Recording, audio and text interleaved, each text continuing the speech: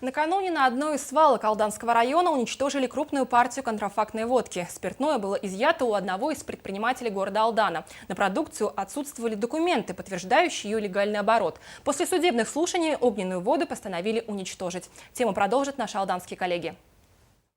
Комиссия в составе сотрудников суда, прокуратуры, Роспотребнадзора, приставов и полицейских прибыла на городскую свалку. Члены комиссии сосредоточенно пересчитывают бутылки водки, которую сейчас предстоит уничтожить. Месяц назад вступило в силу постановление Алданского районного суда по делу об административном правонарушении. Ранее у директора одного из алданских магазинов сотрудниками районного отделения МВД были изъяты 2328 бутылок спиртного.